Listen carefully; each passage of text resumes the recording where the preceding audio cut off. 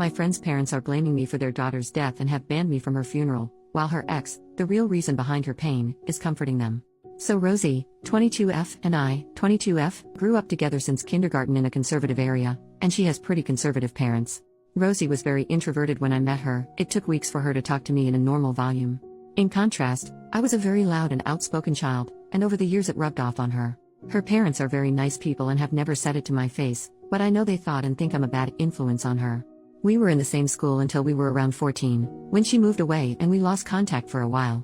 Neither of us had smartphones back then. We would email every month or so, but she had very limited computer time as well. When we were 18, we got into the same college and reconnected, although we don't see each other often because her studies are very demanding.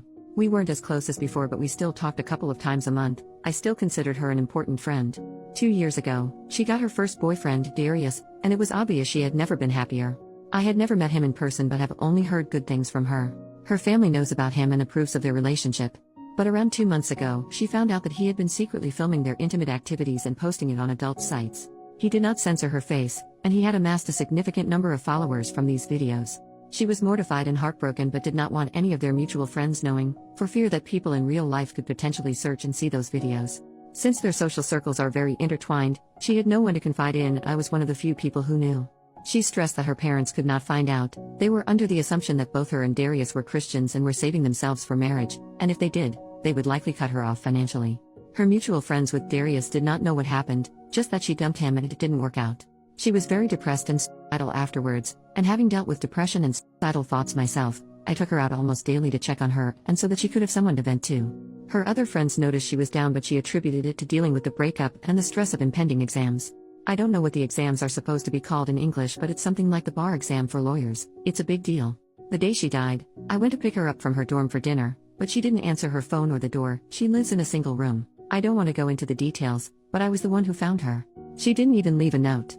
I had to call her parents and tell them about it. When they came, her mom started shouting that I was a bad influence, that I gave her depression, and implied that I drove her to unalive herself. I heard through the grapevine that Darius told her parents they were only on a break and were working things out, and he has been comforting her parents and helping organize her funeral and memorial. I am disgusted. I want to tell her parents, but I don't want to tarnish Rosie's memory. I also don't think her parents will believe me. I am not invited to her funeral and I am wondering if I should go anyways. I want to see her one last time, but I'm afraid I might cause a scene if I go. I also haven't cried once since the incident. I think I may still be in shock. I am waiting for the grief to hit me, but it still hasn't yet. I feel like I'm supposed to be traumatized, but all I feel is numb. I don't know if this is the right sub for this, but I'm looking for advice on whether to go to the funeral, whether to approach her parents or confront Darius, and if so, how, and I guess just how to navigate this whole situation emotionally. I know Reddit is the first to suggest therapy. I'm on it. I can't afford individual therapy, but I'm on a wait list through my university's mental health program. I don't have an exact timeline for when I expect to be seen yet. Edit. I tried replying to all the comments but got a bit overwhelmed. Thank you all for the advice and hugs. I want to clarify a few things and share what I've decided so far, thanks to all your help. Rosie deleted all the videos she could find when she found out, and we talked mostly in person. I have some texts from her saying how betrayed she felt and how exhausting it was keeping up appearances and pretending to be fine, but nothing concrete. I have decided not to go to the funeral. I want to respect her parents' wishes, and it probably wouldn't end well anyways. I'm working on finding out who else Rosie told. She said she only told 2 other high school friends. I did some Instagram sleuthing and I believe I found one of them. I sent a message asking to talk about Rosie, but she hasn't responded yet. After the funeral, I want to tell Rosie's parents part of the truth so they can have some closure and kick Darius out of their lives. I want to punch his face in, seriously. I hope to enlist the help of Rosie's other friends who have more credibility with her parents. So far, I'm thinking of telling them that Darius filmed her in the shower without her consent and posted them. That way it's 90% the truth, and I wouldn't have to reveal that they were ever intimate. I will leave the decision to pursue things legally up to them. I will still try to reply to comments, but I need a small break for now. Talking about this is pretty mentally draining. Thank you all again. Update. 1 month later. Hey, just wanted to write down my thoughts and update anyone who was wondering about how things went after Rosie's funeral. Some info that is relevant to this update. Rosie and I grew up in religious families but both deconverted around high school. She wasn't religious for the duration of her relationship with Darius, but her parents believed she was still Christian. I know firsthand how damaging purity culture can be, and that was why Rosie did not want people, and her parents in particular, finding out about her having been intimate, even if it seems normal for most college students. Also, I said in my last post I was very loud as a child. That was true. I was feisty and kinda obnoxious. But my personality did a full 180 in high school when I got diagnosed with depression and anxiety. Now I am introverted and do not have many close friends.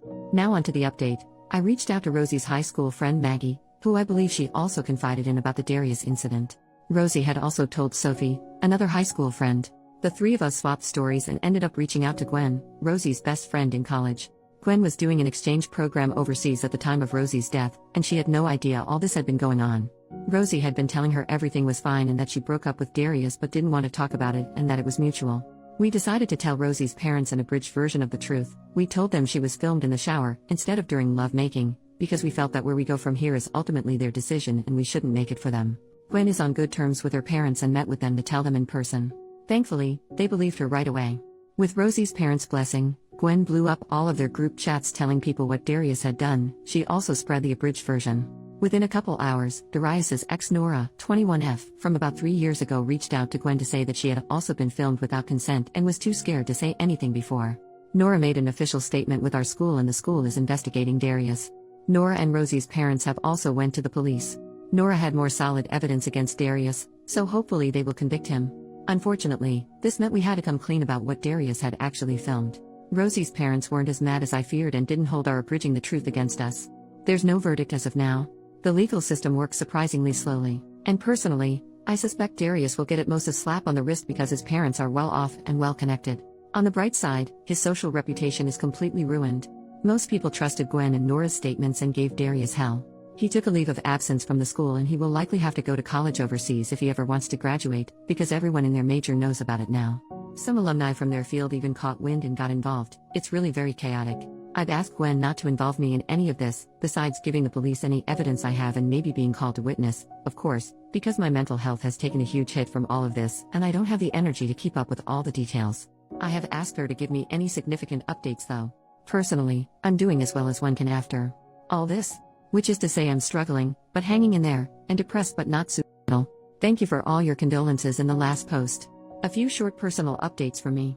Rosie's parents, after Gwen told them, they reached out to me and asked to apologize in person. I didn't want to see them so we agreed to a phone call instead. They apologized profusely for lashing out at me. I forgave them. They didn't know what was going on. I was hurt but they had just lost their daughter and were understandably very emotional. I probably won't have much to do with her parents going forward. I didn't see them very much before, but I am glad to have resolved this misunderstanding. The funeral and memorial. Gwen was not able to sit down with Rosie's parents until after the funeral. She also had to miss it because she was still overseas at the time. We waited until she came back, so sadly I missed it. Rosie was cremated, and her parents gave us, Gwen, some of the ashes. Gwen took Maggie, Sophie, and I to her and Rosie's favorite spot on campus, and we set up a picnic there. We spread some of her ashes there, had a moment of silence, and started swapping stories about Rosie and her life. I had my first real cry after Rosie left, maybe 3 weeks after her death. It was very cathartic and hopefully the first step to healing. Therapy. I told my parents about everything and they helped me find a therapist with a shorter wait list than the ones in school. I did an intake session, and I can expect to be seen in as little as 2 weeks with a therapist that specializes in grief counseling. In the meantime, I went to some support groups with Maggie, Sophie, and Gwen. I personally don't think it worked for me, because every time I talk about it it's like reliving the whole experience for me, so I will stick to therapy. Sophie and Maggie are still going to sessions. What next? My semester is almost over so I'm trying to tough it out until then. I've told professors in my department about Rosie, they've heard about what happened, and they've been really kind and I've been given extensions on most of the work I missed. I'm not sure if I will be going back to school next semester or if I'm taking a break to recover mentally from all this. Maggie, Sophie, Gwen, and I have bonded over the shared trauma. Rosie had a pretty consistent taste in friends, lol. We will be keeping in touch and leaning on each other. That's about it from me. Thank you if you've read this far. Typing this out helped.